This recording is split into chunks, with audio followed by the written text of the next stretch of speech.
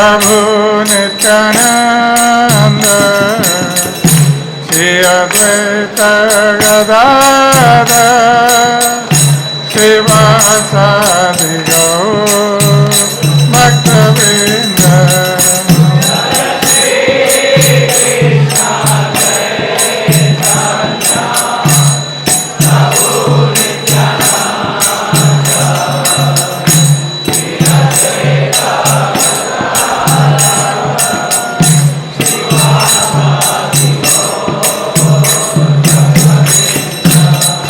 जय श्री कृष्ण चैतन्य प्रभु नित्यानंद श्री अद्वैत गदाधर शिवासादि गौर भक्तवृंद।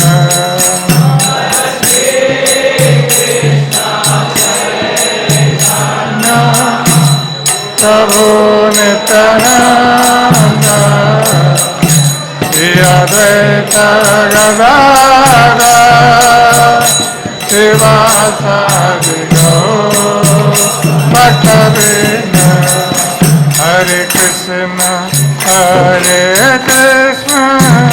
कृष्ण कृष्ण हरे हरे हरे राम राम राम हरे हरे।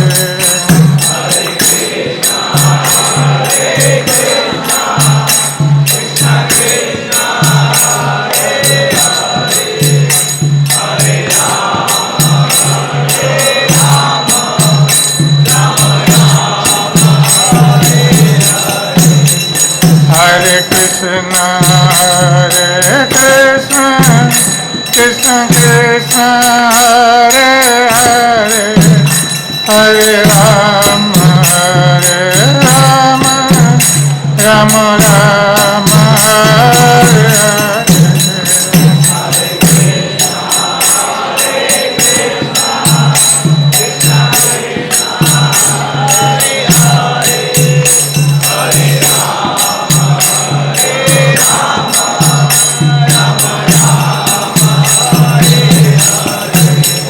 हरे कृष्ण कृष्ण कृष्ण हरे हरे हरे राम राम राम हरे हरे।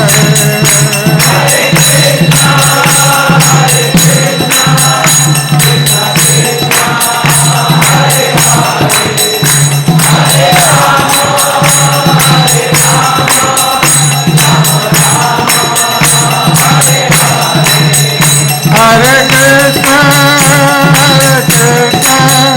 कृष्ण कृष्ण हरे हरे हरे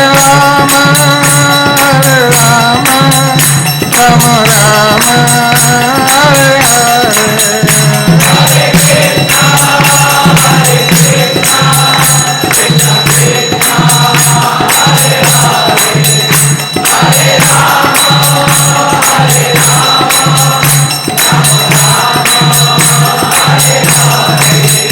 जय गौरानिताय गौरानिताय गौरानिताय जय गौरानिताय।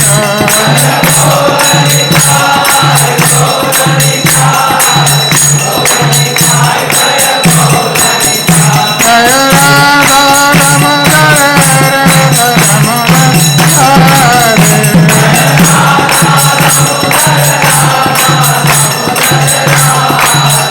जय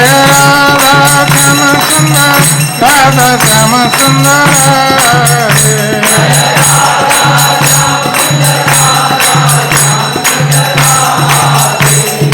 जय जगन्नाथ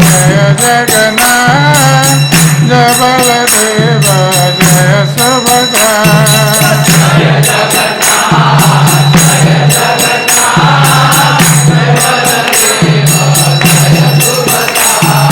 जगन्नाथ स्वामी नयन पथगामी भव तुम्हें।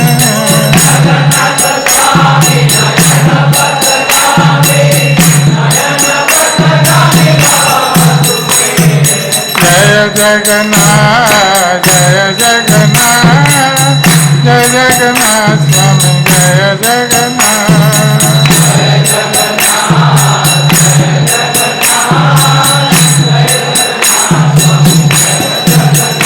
जय प्रभुपद प्रभुपद प्रभुपद जय प्रभुपद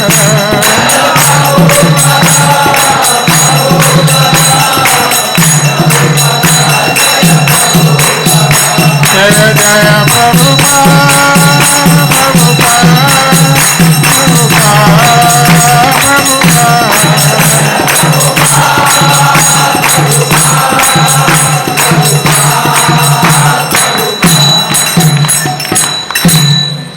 जय विष्णुपाद परमहंस परिव्राज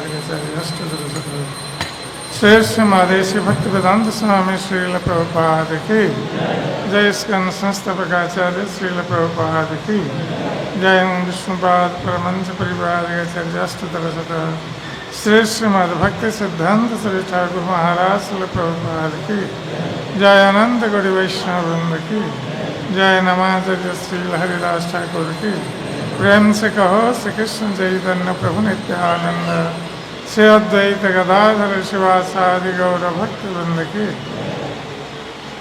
जय श्री श्री गौरनिताय की जय श्री श्री राधा दामोदर श्री श्रीनाथ जी की जय श्री श्री जगन्नाथ बलदेव सुभद्रा महारानी की जय समवेत भक्त वृंद की निताय गौर प्रेमानंदे हरि हरि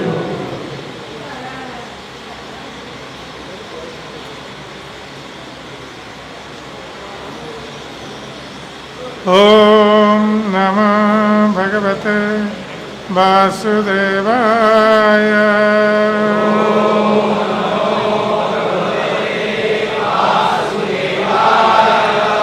ओम नमो भगवते वासुदेवाय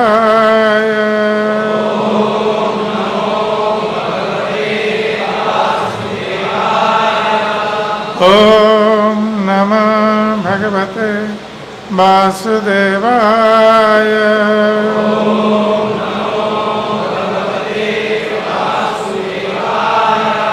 नारायणं नमस्कृत्य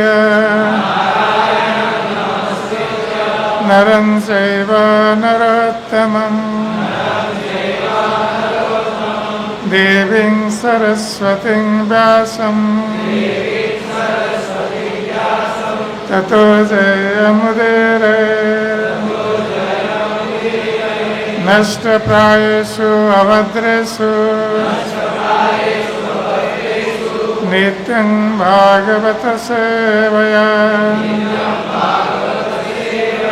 भगवती उत्तमश्लोके भक्तिर्भवति नैष्ठिकी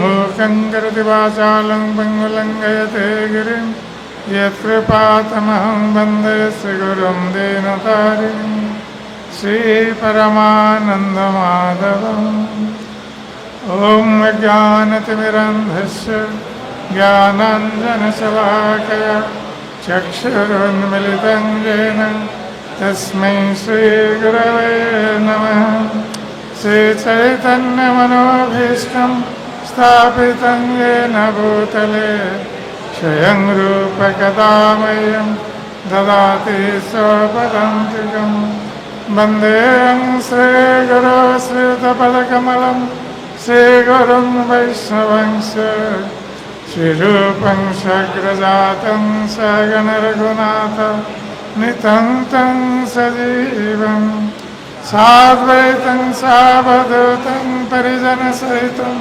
कृष्णं चैतन्यदेवं श्रीराधाकृष्णपादां सगणललिता श्रीविशाखान्वितं स हे कृष्ण करुणा सिन्धु दीनबन्धो जगत्पते गोपेश गोपिकाकन्द राधाकान्त नमस्तुते तप्त कंचन गौरांगी राधे वृंदावनेश्वरी वृषभानुसुते देवी प्रणमामि हरिप्रिये वंशाकल्पतरुभ्यश्च कृपासिन्धुभ्येव च पतितानां पावनेभ्यो वैष्णवेभ्यो नमो नमः। नमो महाबलाय कृष्ण प्रेम प्रदायते कृष्णाय कृष्ण चैतन्य नाम्ने गौरतिसे नमः। जय श्री कृष्ण चैतन्य प्रभु नित्यानंद श्री अद्वैत गदाधर श्रीवासादि गौर भक्तवृंद। हरे कृष्ण कृष्ण कृष्ण हरे हरे हरे राम राम राम हरे हरे। हरे कृष्ण कृष्ण कृष्ण हरे हरे हरे राम राम राम हरे हरे। हरे कृष्ण कृष्ण कृष्ण हरे हरे हरे राम राम राम हरे हरे।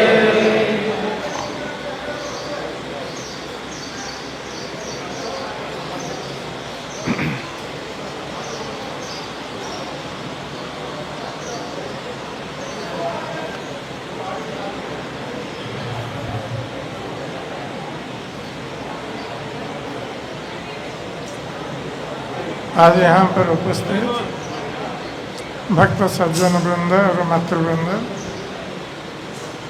आज भगवान श्री जगन्नाथ का परम पावन रथ यात्रा दिवस है। इसी दिन भगवान श्री जगन्नाथ बलदेव सुभद्रा रथारूढ़ होकर अपने जन्म स्थान वृंदावन श्री गुंडीचा मंदिर जाते हैं। श्री गुंडीचा मंदिर जगन्नाथ जी का जन्म स्थान है।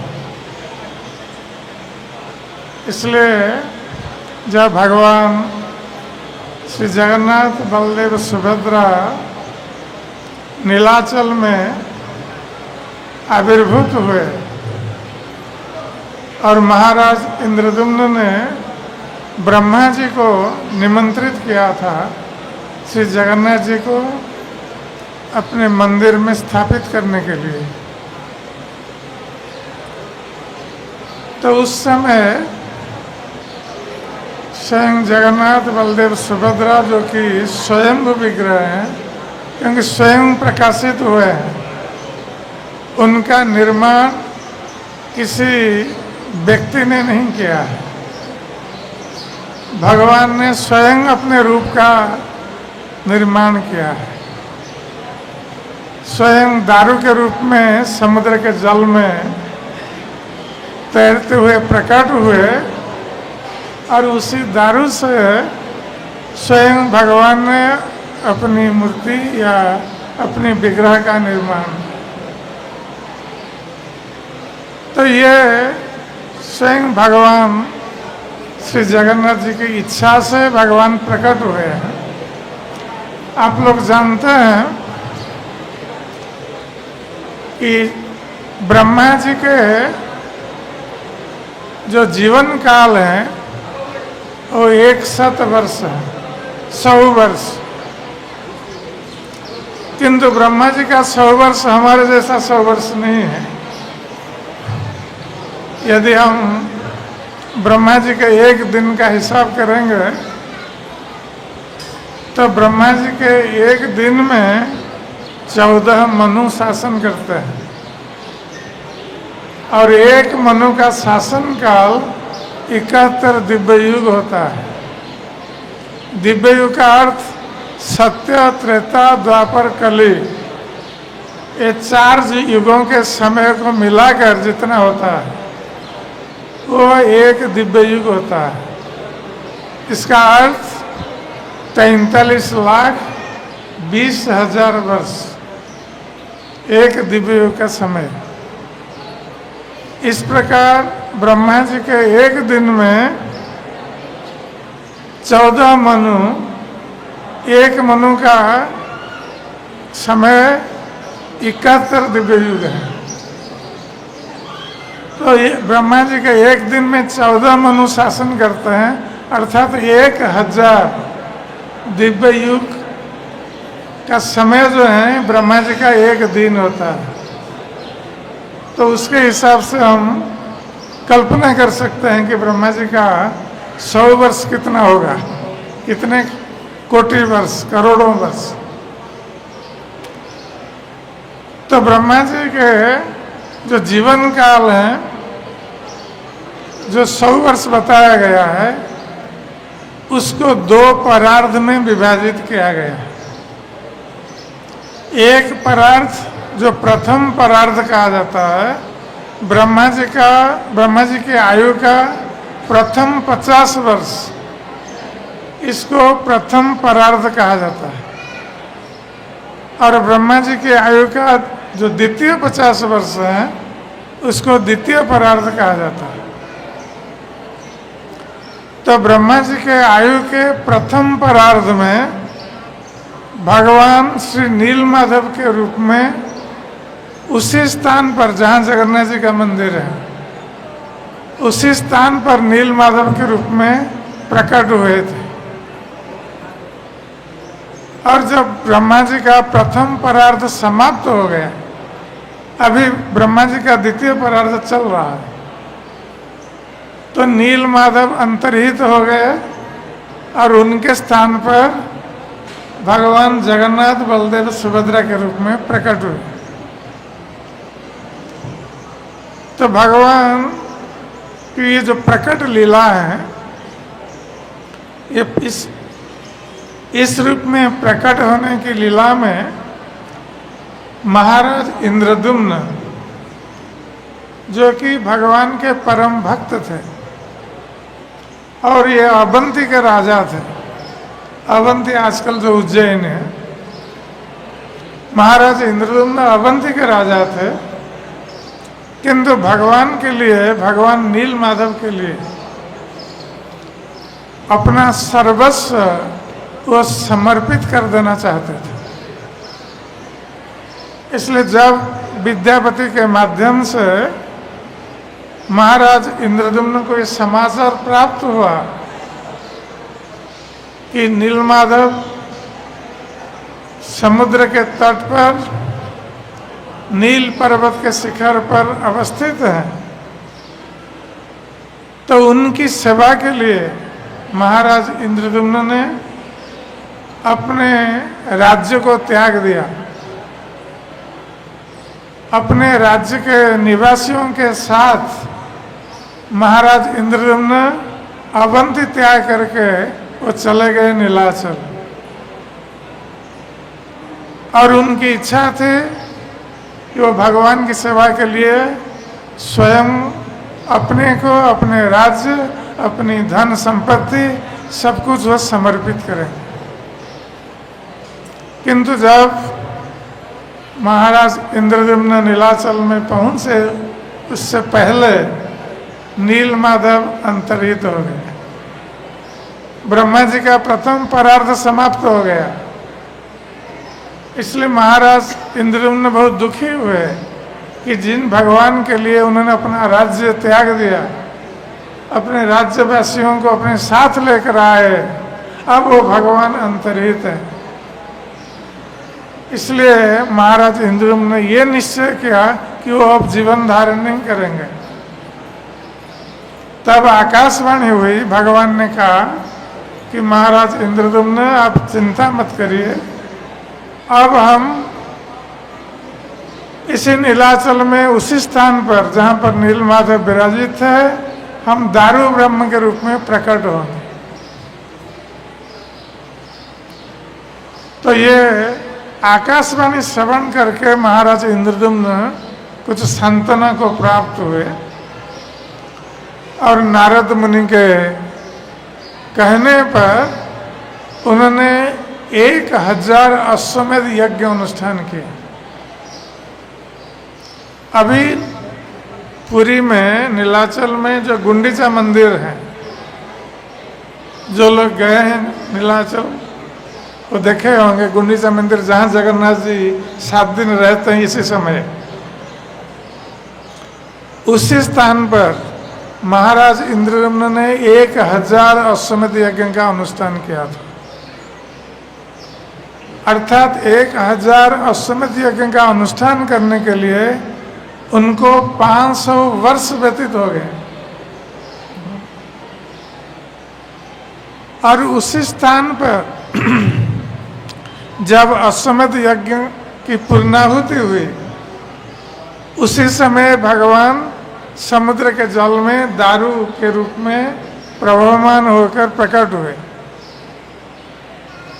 और महाराज इंद्रदम्न इस दारू को लेकर आए और उनसे मूर्ति निर्माण करने के लिए कोई समर्थ नहीं हुआ।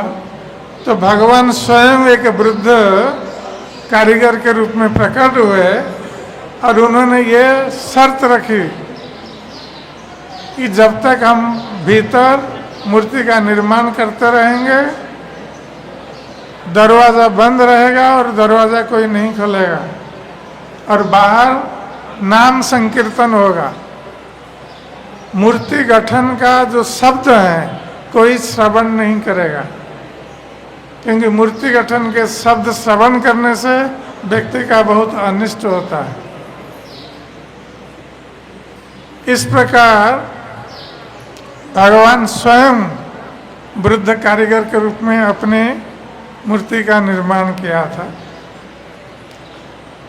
और वही भगवान जब प्रकट हुए स्नान पूर्णिमा के दिन,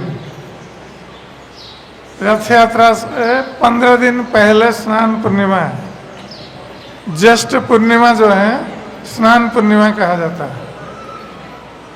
तो ये ज्येष्ठ पूर्णिमा भगवान जगन्नाथ का आविर्भाव दिवस है। जिस प्रकार हम कृष्ण जन्माष्टमी पालन करते हैं, भगवान कृष्ण का जन्मदिन, उसी प्रकार जगन्नाथ जी का जन्मदिन ये स्नान पूर्णिमा, ज्येष्ठ पूर्णिमा, उसी दिन भगवान प्रकट हुए थे। प्रथम दर्शन दिए थे महाराज इंद्रदम्न उसी गुंडीचा मंदिर में। उस समय जगन्नाथ जी का मंदिर निर्मित नहीं हुआ था। तो भगवान जब प्रकट हुए उस समय उनके शरीर में रंग नहीं था, केवल मूर्ति का गठन हुआ था। तो भगवान ने फिर आकाशवाणी के माध्यम से इंद्रदम्न महाराज को कहा कि बलदेव जी को किस रंग में रंग करना है, जगन्नाथ जी को किस रंग में, सुभद्रा जी को किस रंग में और सुदर्शन जी को किस रंग में, इसको भगवान ने स्वयं बताया था। और जब भगवान प्रकट हो गए तो महाराज इंद्रदम्न ने उनकी पूजा की। अब मंदिर निर्माण करने के लिए महाराज इंद्रदम्न ने प्रयास किया। तो ये सब गुंडीचा मंदिर में भगवान प्रकट हुए। जगन्नाथ बलदेव सुभद्रा गुंडीचा मंदिर में ही प्रकट हुए थे, यज्ञ स्थल पर। इसलिए जगन्नाथ जी कहते हैं कि वो मेरा जन्म स्थान है, गुंडीचा मंदिर। और वहाँ बहुत वर्ष तक रहे गुंडीचा मंदिर में जगन्नाथ जी, क्योंकि महाराज इंद्रदम्न ने जब जगन्नाथ मंदिर का निर्माण नीलाचल पर्वत पर किया, अभी जहाँ पर जगन्नाथ मंदिर है, तो उसमें अनेक वर्ष व्यतीत हो गए। और महाराज इंद्रदम्न के राजकोष में जितना धन, मणि, मुक्ता, हीरा, जितना भी द्रव्य था सब कुछ लगा दिया मंदिर निर्माण में। जब उन्होंने देखा कि मंदिर आधा से अधिक निर्मित हो गया तो महाराज इंद्रदम्न ब्रह्मलोक में गए, नारद मुनि के साथ ब्रह्मा जी को निमंत्रित करने के लिए कि वो जगन्नाथ जी को स्थापित करेंगे मंदिर में। तो जब ब्रह्मलोक में गए और ब्रह्मा जी से निमंत्रण दिया, ब्रह्मा जी राजी हो गए। तो जब महाराज इंद्रदम्न लौट कर आते हैं, उस समय संसार में कई युग व्यतीत हो गए। इसका अर्थ जय श्री माता।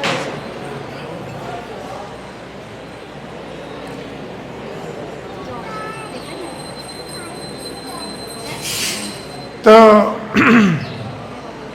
महाराज इंद्रदम्न का परिवार नहीं है वो सब उनका राज्य नहीं है, राज्यवासी नहीं है। कितने युग व्यतीत हो गए। तब जब महाराज ने देखा कि कोई नहीं है तो एक राजा थे गाल, जिन्होंने जो मंदिर पूर्ण हो गया था जगन्नाथ जी का मंदिर, तो उन्होंने उस मंदिर में एक माधव मूर्ति की स्थापना की थी जिसकी पूजा वो गाल राजा कर रहे थे। तो जब महाराज इंद्रदम्न आए ब्रह्मा जी को निमंत्रण करके, जब मंदिर में आते हैं देखते हैं गाल राजा मंदिर को अधिकार किए हुए हैं और वहाँ माधव मूर्ति की स्थापना करके पूजा कर रहे हैं। तो पहले तो गाल राजा ने सोचा कि इंद्रदम्न कहाँ से आ गए, उनको पता नहीं था। लेकिन जब उनको पता चला कि ये इंद्रदम्न महाराज जिन्होंने जगन्नाथ जी को प्रकट किया है और ये ब्रह्मलोक गए थे ब्रह्मा जी को बुलाने के लिए, मंदिर में जगन्नाथ जी को स्थापित करने के लिए, तो वो उनके शरणागत हो गए। तो उनके माध्यम से महाराज इंद्रदम्न ने सारी प्रस्तुति की जगन्नाथ जी की स्थापना के लिए जगन्नाथ मंदिर में। तो उसके पश्चात ब्रह्मा जी ब्रह्मलोक से आए सारे देवताओं के साथ। तो जब जगन्नाथ जी की स्थापना हुई जगन्नाथ जी के मंदिर में, उस समय स्वयं ब्रह्मा जी और सारे देवतागण उपस्थित थे, सारे मुनि ऋषि लोग उपस्थित थे। और जगन्नाथ जी उस समय गुंडीचा मंदिर में थे। तो स्वयं ब्रह्मा जी जगन्नाथ जी को लेकर आए गुंडीचा मंदिर से रथ पर। वस्तुतः प्रथम रथ यात्रा तो गुंडीचा मंदिर से जगन्नाथ मंदिर के लिए हुआ था। तो जगन्नाथ बलदेव सुभद्रा वहाँ से आए और स्वयं ब्रह्मा जी और देवतागण ने पाखंड किया, मंदिर में लाए और उनकी स्थापना की। जब जगन्नाथ जी की स्थापना हो गई मंदिर में, तो जगन्नाथ जी सर्वप्रथम नृसिंह रूप में प्रकट हो गए। जगन्नाथ जी नृसिंह रूप में प्रकट हुए।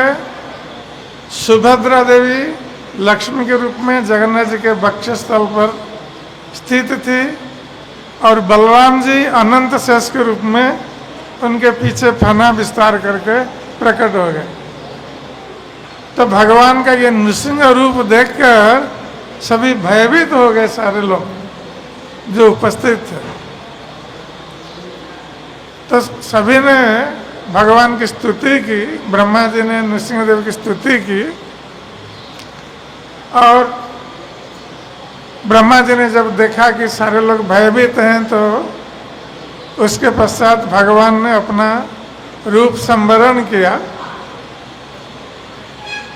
तो देवताओं ने पूछा ब्रह्मा जी से कि प्रभु आप ये बताइए कि भगवान ने नृसिंह रूप क्यों धारण की। तो ब्रह्मा जी ने बताया क्योंकि ये विग्रह दारू विग्रह है, तो लोगों में दारू बुद्धि हो सकती है। जब हम भगवान की मूर्ति का निर्माण किसी दारू, लकड़ी या पत्थर या किसी धातु से करते हैं,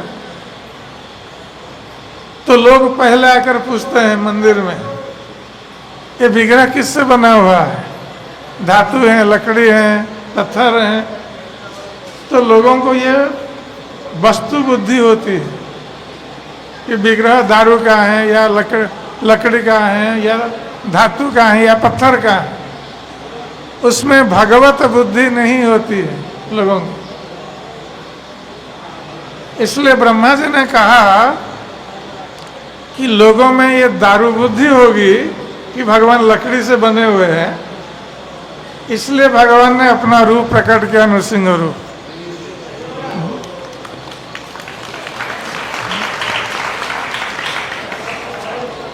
तो उस दारू रूप से भगवान नृसिंह रूप में प्रकट हो गए, भयंकर रूप धारण करें, और उसके पश्चात फिर अपने स्वरूप में आ गए। तब ब्रह्मा जी ने भगवान की स्तुति की, और ब्रह्मा जी ने जब स्तुति की और उस स्तुति में भगवान को प्रसन्न करके ब्रह्मा जी ने भगवान से कहा, जगन्नाथ जी से, कि प्रभु ये महाराज इंद्रद्युम्न आपके लिए अपना सर्वस्व त्याग कर चुके हैं, इसलिए आपको यहाँ पर स्थापित करके महाराज इंद्रद्युम्न आपके श्रीमुख से कुछ श्रवण करना चाह रहे हैं। आप अपने श्रीमुख से महाराज इंद्रद्युम्न को कुछ आदेश दीजिए। तो सारे देवता लोग उपस्थित हैं, सारे मुनि ऋषि लोग उपस्थित हैं, सारे मनुष्य लोग भी उपस्थित हैं। सभी के सामने जगन्नाथ जी अपना मुख खोलते हैं और महाराज इंद्रद्युम्न को कहते हैं, आदेश देते हैं। इसी दारू रूप में मुंह खोल करके बोल रहे हैं भगवान। तो भगवान जगन्नाथ ने इंद्रद्युम्न से कहा था कि महाराज इंद्रद्युम्न, आपकी भक्ति से मैं बहुत प्रसन्न हूँ। आपने मेरी सेवा के लिए अपना सर्वस्व समर्पित कर दिया, इसलिए भविष्य में यदि किसी कारणवश आपने ये जो मंदिर का निर्माण किया है, यदि यह मंदिर भग्न हो जाए,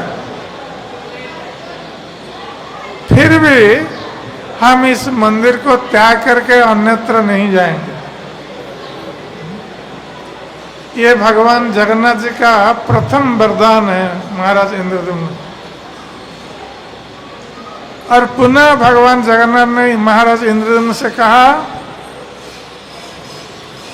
कि महाराज इंद्रद्युम्न, ये गुंडीचा मंदिर जहाँ अपने अश्वमेध यज्ञ का अनुष्ठान किया था, वो स्थान मेरा अत्यंत प्रिय है, क्योंकि वो मेरा जन्म स्थान है।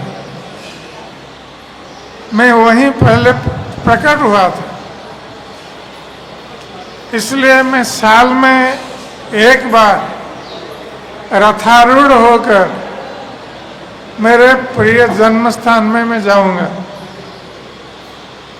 और वहाँ 7 दिन तक निवास करूंगा, और उसके बाद पुनः इस मंदिर में लौट आऊंगा। और इसलिए आप ये रथोत्सव का आयोजन कीजिए।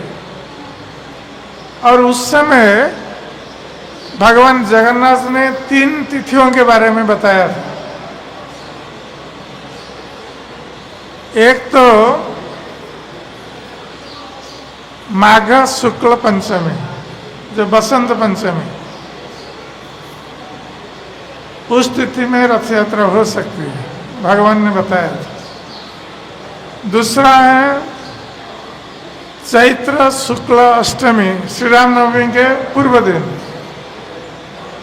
और तीसरा है आषाढ़ शुक्ल द्वितीया, जो आज की तिथि है।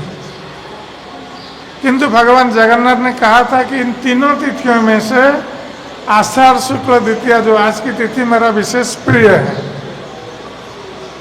इसलिए जगन्नाथपुरी में आज की तिथि में ये रथ यात्रा होती है। तो इस रथ यात्रा किस प्रकार अनुष्ठित होगी, इसके संबंध में भगवान जगन्नाथ ने स्वयं बताया था कि पहले कैसे उनकी स्नान यात्रा होगी।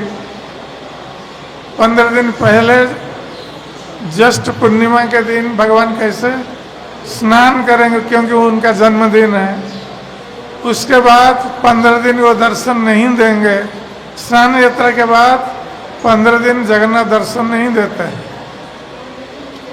उसके पश्चात रथ यात्रा के एक दिन पहले भगवान दर्शन देते हैं, नवयौवन दर्शन, और रथ यात्रा के दिन रथ पर आरूढ़ होकर जाते हैं।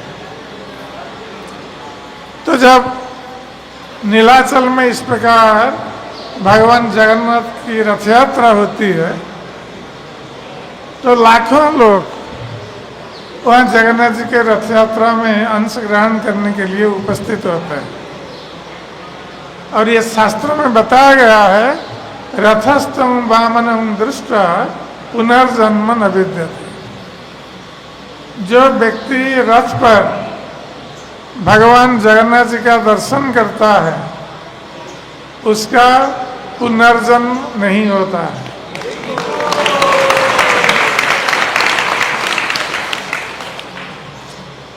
तो इस प्रकार जगन्नाथ जी पतित जनों पर कृपा करने के लिए यद्यपि वो अपने जन्म स्थान को जा रहे हैं, ये बहाना है उनका, किंतु पतित जनों पर कृपा करने के लिए भगवान बाहर निकलते हैं अपने मंदिर से और इस प्रकार दर्शन देकर जगत का उद्धार करते हैं। इसलिए वो पतितपावन है, जगन्नाथ हैं, जगत के नाथ। तो जब इस प्रकार जगन्नाथपुरी में रथ यात्रा होती है और श्री चैतन्य महाप्रभु जो कि स्वयं भगवान कृष्ण हैं किंतु एक सन्यासी के रूप में, एक कृष्ण भक्त के रूप में लीला कर रहे थे, और श्री चैतन्य महाप्रभु ने सन्यास लेने के उपरांत 24 वर्ष तक, 24 वर्ष के पश्चात 24 वर्ष में सन्यास लिया और 24 वर्ष वो नीलाचल में निवास करते रहे। तो उस समय बंग देश से भक्त लोग आते थे महाप्रभु का दर्शन करने के लिए रथ यात्रा से पहले। तो श्री चैतन्य महाप्रभु अपने भक्तों को साथ लेकर इस रथ यात्रा उत्सव में भाग लेते थे। तो श्री चैतन्य महाप्रभु ने जिस प्रकार भाग लिया इस रथ यात्रा उत्सव में भक्तों के साथ, इसका वर्णन श्री कृष्णदास कविराज गोस्वामी श्री चैतन्य चरितामृत में करते हैं कि रथ यात्रा के दिन, आप लोग जानते हैं रथ यात्रा के पूर्व दिन गुंडीचा मार्जन का दिन है। भगवान जगन्नाथ गुंडीचा मंदिर में जाने से पहले भक्त लोग गुंडीचा मंदिर की सफाई करते हैं, उसको गुंडीचा मार्जन कहा जाता है। और चैतन्य महाप्रभु ने स्वयं भक्तों के साथ इस गुंडीचा मार्जन लीला में अंश ग्रहण किया था।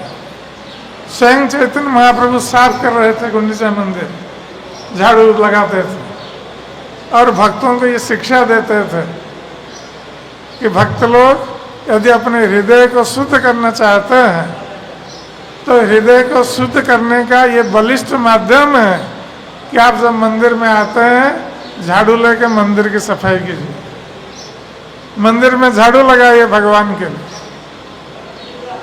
इससे भगवान बहुत प्रसन्न होता है और हमारा हृदय शुद्ध होता है। तो ये झाड़ू सेवा जो है ये भौतिक जगत में सबसे नीच सेवा है, किंतु भक्ति जगत में ये झाड़ू सेवा सबसे श्रेष्ठ सेवा है।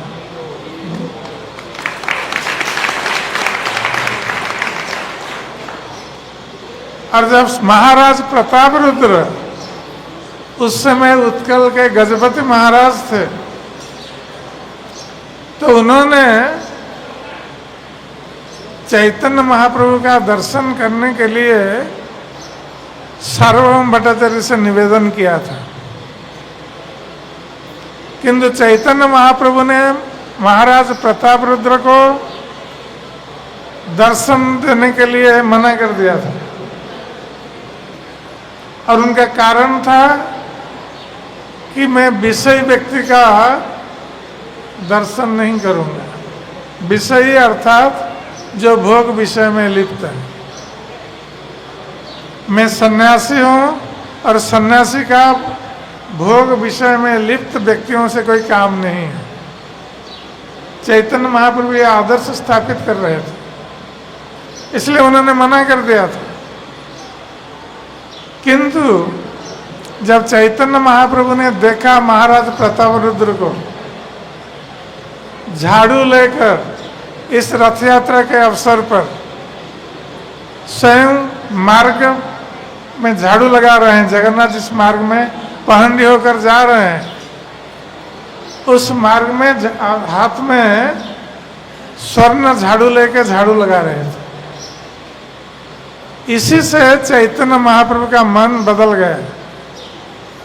राजा की तुच्छ सेवा को देखकर चैतन्य महाप्रभु बहुत प्रसन्न हो गए।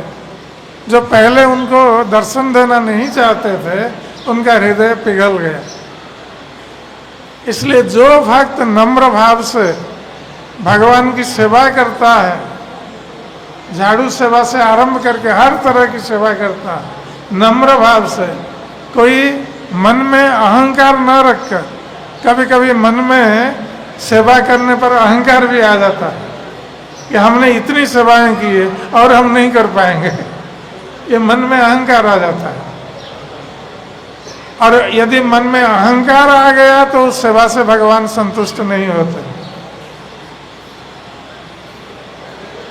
इसलिए भक्त को कभी भी किसी भी सेवा के लिए मन में अहंकार नहीं लाना चाहिए, सदा सर्वदा नम्र भाव पोषण करना चाहिए। और भक्त के नम्र भाव से भगवान बहुत प्रसन्न होते हैं। तो चैतन्य महाप्रभु का हृदय पिघल गया। महाराज इंद्रद्युम्न और महाराज प्रतापरुद्र की ये तुच्छ सेवा को देखकर हाथ में झाड़ू लेकर पथ मार्जना कर रहे हैं, इस तुच्छ सेवा को देखकर उनका हृदय पिघल गया और उन्होंने महाराज प्रतापरुद्र पर कृपा की। बाद में तो जब भगवान जगन्नाथ रथ यात्रा में निकलते हैं तो अपने मंदिर से जब आते हैं वो पहंडी में जाते हैं रथ पर। पहंडी इसलिए कहा जाता है जो पाहुंड या पग रख करके एक पग के बाद दूसरा पग, इसको पहंडी बोलते हैं। तो जगन्नाथ जी चल करके जाते हैं रथ पर चल करके जाते हैं। आप लोगों ने यदि पुरी में रथ यात्रा के अवसर पर आप लोग गए होंगे, देखा होगा जगन्नाथ जी कैसे चलते हुए आते हैं, उनका टाहिया झूलता है, कैसे जैसे आदमी मत हस्ती आ रहा है, हाथी आ रहा है चल कर झूम झूम करके। तो जब जगन्नाथ जी का पहंडी हुआ, चैतन्य महाप्रभु अपने भक्तों के साथ वो जगन्नाथ जी के मंदिर में गए पहंडी का दर्शन करने के लिए। और ये शास्त्रों में बताया गया है जो व्यक्ति भगवान जगन्नाथ का पहंडी दर्शन करता है, जब भगवान चल करके रथ में आते हैं तो उस व्यक्ति को संसार भ्रमण करना नहीं पड़ता है।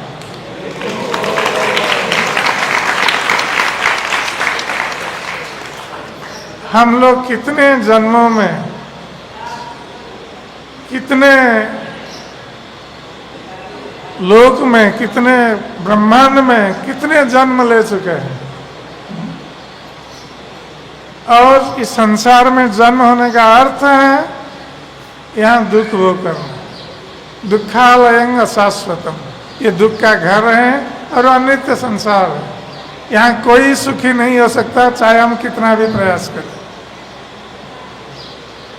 इसलिए ये संसार चक्र जो है इसमें हम घूमते रहते हैं और दुख भोग करते रहते हैं, इस संसार चक्र को समाप्त करने के लिए ये बहुत बड़ा अवसर है जब हम जगन्नाथ जी के पहंडी का दर्शन करते हैं।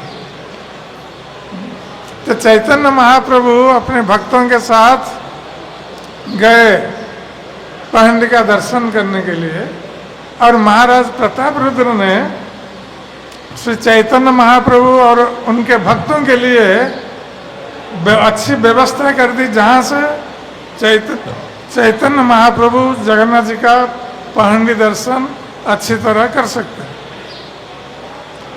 और जब जगन्नाथ जी पहंडी में जा रहे हैं तो उस समय कृष्णदास कविराज गोस्वामी वर्णन करते हैं कि जगन्नाथ जी का पहंडी कैसे होता है। तो जो सेवक लोग, दैतापति लोग,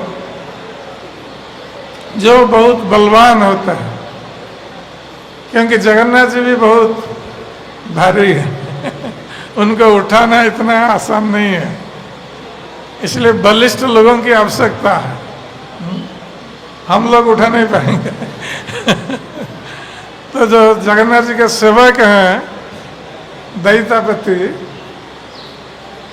दैता का अर्थ है प्रिय, जो जगन्नाथ जी के प्रिय सेवक होते हैं, वही लोग पहंडी में लाते हैं जगन्नाथ जी को। और जगन्नाथ जब आते हैं सिंहासन से, रत्न सिंहासन से रथ तक, वो लोग कैसे लाते हैं? तो ये दैतापति जगन्नाथ जी के हाथ को दोनों ओर पकड़ते रहते हैं और उनके कटिदेश पर रेशम की रज्जू ये लगी रहती है और दोनों ओर ये दैतापति उसको खींच करके उठाते हैं और आगे पीछे रहते हैं ये दैतापति लोग। कोई उनके चरण को पकड़ता है, कोई पीछे पकड़ता है। इस प्रकार करके वो धीरे धीरे जगन्नाथ जी को लाते हैं एक स्थान से दूसरे स्थान पर। और जगन्नाथ जी का शरीर ये भूमि स्पर्श नहीं करता है, उनके शरीर में सब कपड़ा बांधे रखते हैं, जैसे वो भूमि स्पर्श या कोई स्पर्श नहीं कर पाएगा भगवान के शरीर को। और वो गद्दा रहता है रुई का, उसको गद्दा डालते हैं रास्ते में जगन्नाथ जी को उठा करके रखने के लिए। और जगन्नाथ जी इतना भारी होते हैं वो गद्दा भी फट जाता है तो इस प्रकार जगन्नाथ जी जब पहंडी में आते हैं तो ये सभी की ओर दृष्टिपात करते हैं। जिन लोगों ने देखा होगा जगन्नाथ जी के पहंडी दर्शन, जगन्नाथ जी तो ऐसे ऐसे झुम झुम के आते हैं आगे और कभी कभी रुक जाते हैं और ऐसे चारों ओर देखते रहते हैं जैसे सभी उपस्थित भक्तजनों को देखते हैं। और कभी कभी मस्तक ऐसे ऊपर भी उठा देते हैं जैसे स्वर्ग के देवता लोगों को भी देखते हैं तो देवता लोग भी आकाश से पुष्पवृष्टि करते हैं जब जगन्नाथ जी की पहंडी होती है। और हमने देखा है जब जगन्नाथ जी की स्नान यात्रा होती है, जगन्नाथ जी उस समय भी बाहर आते हैं स्नान यात्रा ज्येष्ठ पूर्णिमा में, उसको देवस्नान पूर्णिमा कहा जाता है। देवता लोग भी स्नान कराते हैं जगन्नाथ जी को। तो हर वर्ष स्नान पूर्णिमा के अवसर पर अवश्य वृष्टि होगी, देवता लोग इंद्र वर्षा करते हैं उस दिन। हो सकता है थोड़े समय के लिए, कभी कभी अधिक समय के लिए भी। पिछले वर्ष हम स्नान यात्रा में थे, बहुत भारी बारिश हुई और केवल जगन्नाथ जी का मंदिर के आसपास, पुरी में दूसरे स्थान पर बारिश नहीं थी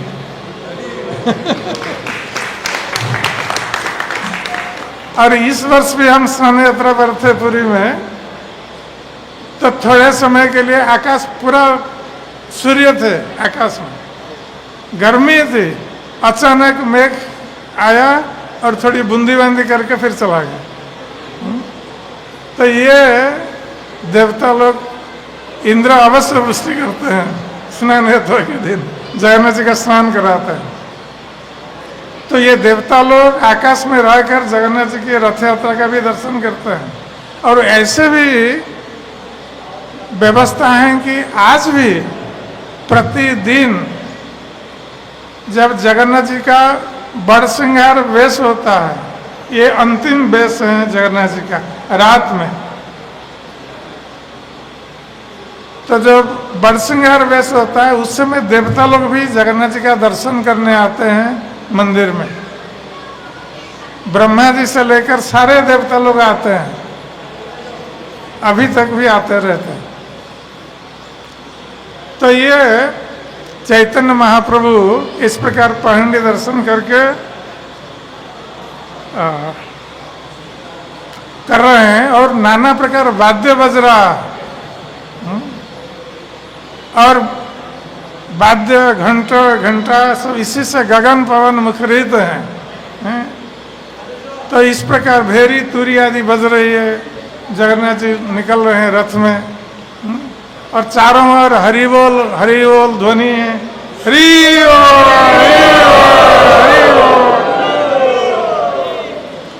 तो इस प्रकार कोलाहल है। और जब जगन्नाथ बलदेव सुभद्रा इस प्रकार, पहले तो बलराम आते हैं रथ पर, उसके बाद सुभद्रा और उसके बाद जगन्नाथ। सुदर्शन सबसे पहले चले जाते हैं रथ पर। तो जब ये तीनों रथ पर विराजमान होते हैं, उसके पश्चात रथ यात्रा जब शुरू होती है तो चैतन्य महाप्रभु उस समय क्या कर रहे थे, तो भक्त लोगों को एकत्रित करके वो कीर्तन के लिए सभी को प्रेरित करते थे। भक्त लोग केवल रथ यात्रा का दर्शन नहीं करते थे, वो कीर्तन करते थे और नृत्य करते थे। तो चैतन्य महाप्रभु ने जितने भक्त आए थे उनको 4 दलों में विभक्त किया और एक एक दल में 2-2 मृदंग बज रहे थे। 4 दलों में विभक्त किया और एक व्यक्ति गान करता था और 5 व्यक्ति उसके पीछे गान करते थे और एक व्यक्ति नृत्य करता था एक दल में। ये चैतन्य महाप्रभु की व्यवस्था थी, हम लोगों को सीखना चाहिए कि एक दल में एक व्यक्ति गान करेगा कीर्तन, 5 व्यक्ति उसका आवृत्ति करेंगे उस गान को, उसके पीछे गाएंगे, 2 मृदंग बजेगा और एक व्यक्ति नृत्य करेगा। इस प्रकार चैतन्य महाप्रभु ने 4 और शांतिपुर से एक दल आया था खंड और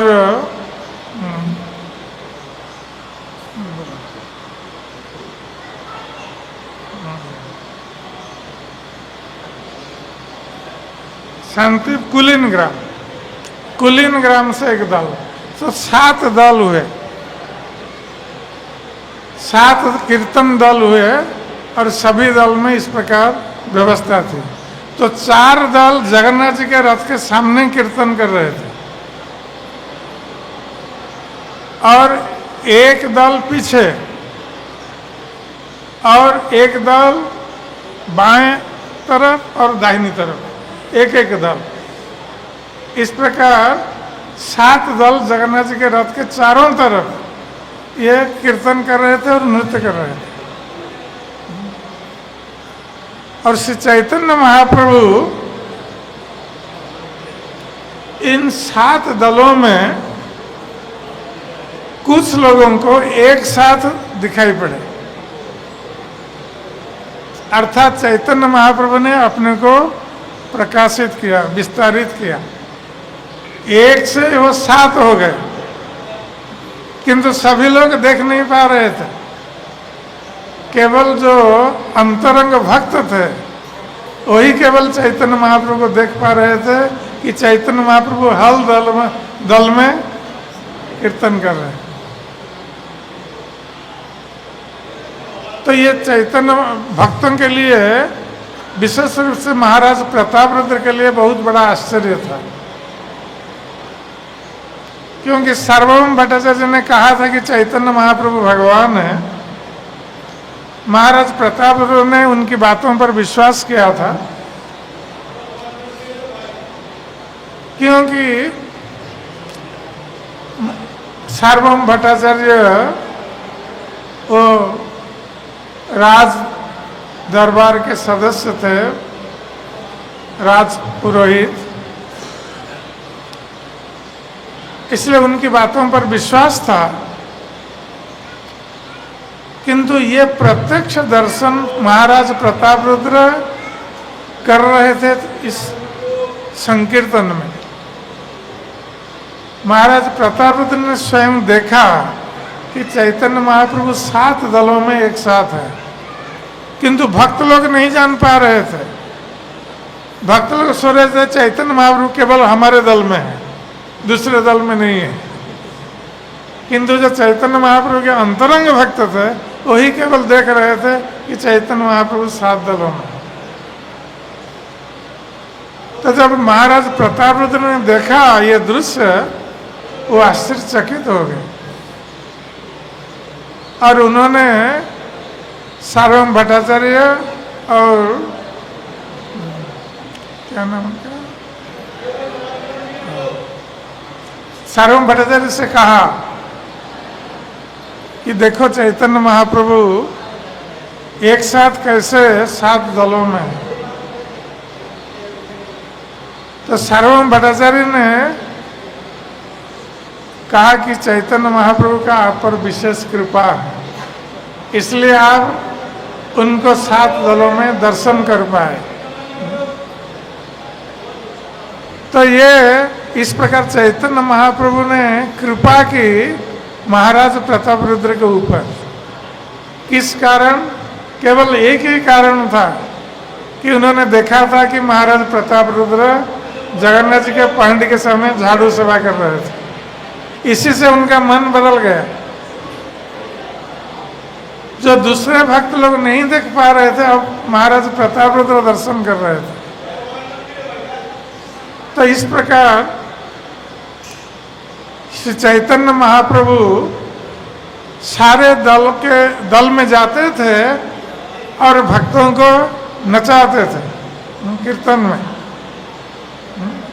और स्वयं हरि बोल हरि बोल हरि बोल, जय जगन्नाथ जय जगन्नाथ जय जगन्नाथ जय जगन्नाथ स्वामी की। तो ये बार बार बोल रहे थे कीर्तन के समय। तो जब इस प्रकार कीर्तन चल रहा था, जगन्नाथ जी का रथ जब चल रहा है, तो जगन्नाथ जी इन कीर्तन से इतने आनंदित होते थे कि उनका रथ रुक जाता था, क्योंकि जगन्नाथ जी का रथ खींचने पर भी नहीं चलता है। जगन्नाथ जी का रथ उनकी इच्छा से चलता है। जब जगन्नाथ जी चाहेंगे उनका रथ आगे बढ़ेगा, जब नहीं चाहेंगे रथ रुक जाएगा। तो जगन्नाथ जी का रथ चल रहा था, भक्तों के कीर्तन देखकर उनका रथ रुक गया। जगन्नाथ जी कीर्तन देख रहे थे भक्तों का, और जो गौड़ लोग खींच रहे थे रथ को, तो वो खींच रहे हैं, रथ आगे नहीं चल रहा है। तो इस प्रकार जगन्नाथ जी भक्तों के कीर्तन देखने के लिए रुक जाते हैं, उनका रथ रुक जाता है। इसलिए भक्तों को भगवान के रथ के सामने कीर्तन में लगा रहना चाहिए, जिससे कि जगन्नाथ जी का रथ रुक जाए। और इतना मत रोकिए कि फिर रथ आज नहीं आ पाएगा। तो जब चैतन्य महाप्रभु का मन हुआ स्वयं नृत्य करने के लिए, तो चैतन्य महाप्रभु ने सारे भक्तों को एकत्रित कर दिया और उनमें स्वरूप दामोदर को दिया गाने के लिए, और बाकी 8-10 जन उनके पीछे गाने के लिए लगाए। और चैतन्य महाप्रभु स्वयं जगन्नाथ जी की ओर देखकर अपनी स्तुति उन्होंने प्रारंभ की। तो इस प्रकार प्रारंभ करके उन्होंने उद्दंड नृत्य आरंभ किया। जब चैतन्य महाप्रभु उद्दंड नृत्य कर रहे थे और बहुत उछल रहे थे और नीचे गिर रहे थे, उनके नेत्रों से फुहारे की तरह आंसू निकल रहे थे और पास के व्यक्ति भीग जाता था आंसू से, और शरीर में स्वेद और कंप उत्पन्न होता था।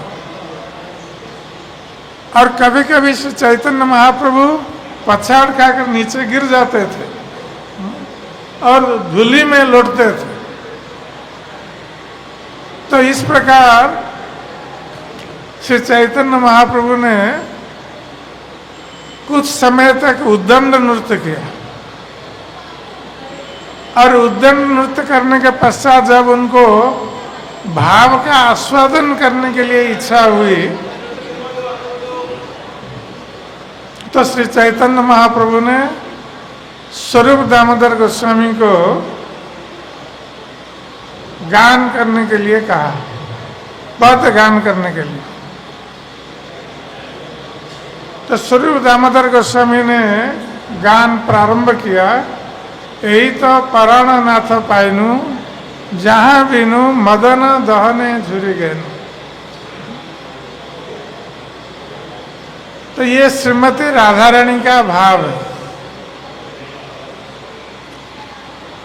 ये जगन्नाथ जी का मंदिर जो है ये द्वारका है, और गुंडीचा मंदिर जो है ये वृंदावन है। भगवान का जन्म वृंदावन में हुआ था, गुंडीचा मंदिर इसलिए वृंदावन है। तो श्रीमती राधा रानी का भाव है, जब ब्रजवासी लोग अनेक वर्षों के विरह के पश्चात भगवान कृष्ण से मिलने के लिए कुरुक्षेत्र गए थे,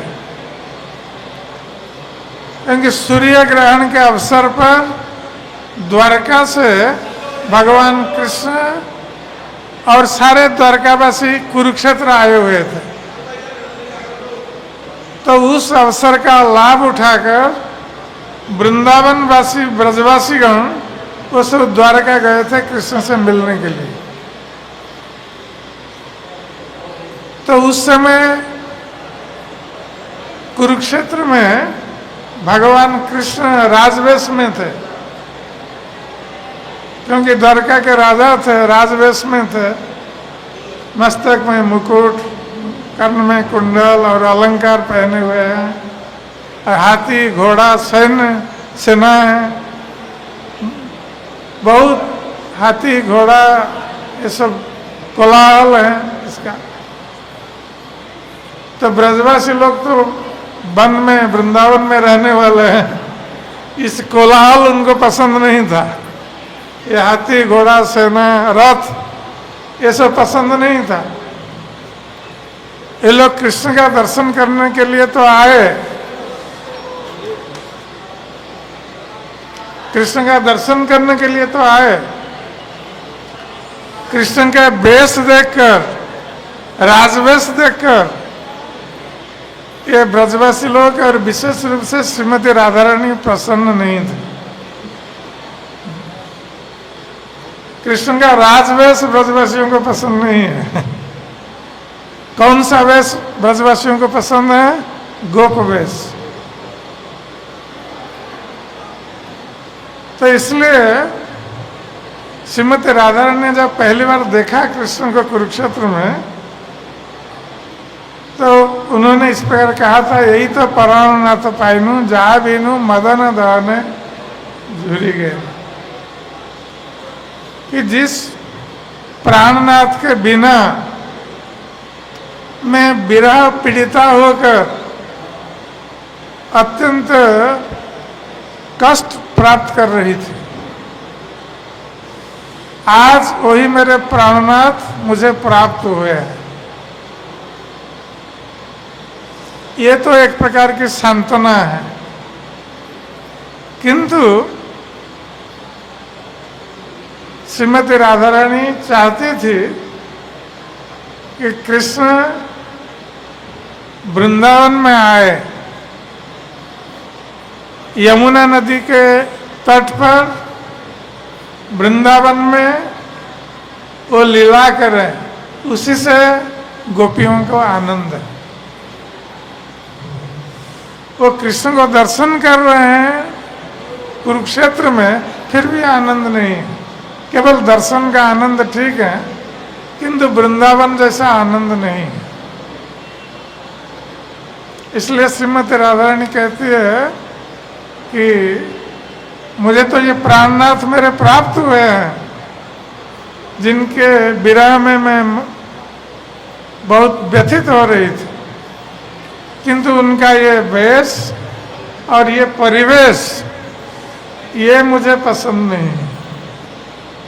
मैं तो चाहती हूँ उस यमुना किनारे बेतसी तरु के कुंज में कृष्ण के साथ विहार करने के लिए, ये श्रीमती राधा रानी की इच्छा है।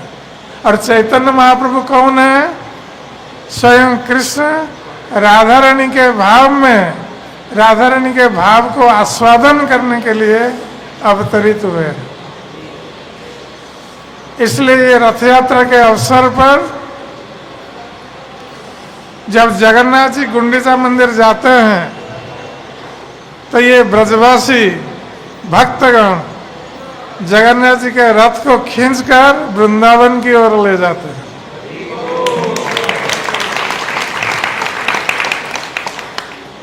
इसलिए आज के दिन इस रथ यात्रा के अवसर पर हमें ब्रजवासियों के भाव में रहकर ब्रजवासी भक्त बनना है। ऐसे तो हम ब्रजवासी भक्त हैं, क्योंकि चैतन्य महाप्रभु के जो अनुयायी हैं ये सब ब्रजवासी भक्त हैं। और चैतन्य महाप्रभु ने कहा है कि आराध्य भगवान ब्रजेश तनयम तद्धाम वृंदावनम रम्या काचिद उपासना ब्रजवधु वर्गे न जाकर पीता। तो ये भगवान कृष्ण हमारे आराध्य हैं, और उनकी प्रियतमा गोपियों का जो मार्ग है वो हमारा मार्ग है, भगवान को संतुष्ट करने का मार्ग है। इसलिए ब्रजवासी भक्त बनकर, जिस प्रकार ब्रजवासी लोग चाहते थे कुरुक्षेत्र से द्वारका के कृष्ण को मथुरा वृंदावन ले जाने के लिए, ऐसे रथ यात्रा के अवसर पर हम चाहेंगे भगवान जगन्नाथ को कीर्तन करते हुए आनंद में गुंडीचा मंदिर वृंदावन ले जाने के लिए। यही रथ यात्रा का भाव है। इसलिए भक्त लोग आनंद के साथ नृत्य कीर्तन करते हुए आज जगन्नाथ जी के रथ को खींचेंगे और अपने भावों को नृत्य और कीर्तन के माध्यम से जगन्नाथ के सामने व्यक्त करेंगे। जय जगन्नाथ स्वामी की जय, जगन्नाथ स्वामी की जय, जगन्नाथ स्वामी की जय, जगन्नाथ बलदेव सुभद्रा महारानी की जय, जगन्नाथ बलदेव सुभद्रा महारानी रथ यात्रा महामहोत्सव की जय, रथ यात्रा महामहोत्सव की जय, रथ यात्रा महामहोत्सव की। निताय गौर प्रेमानंदे।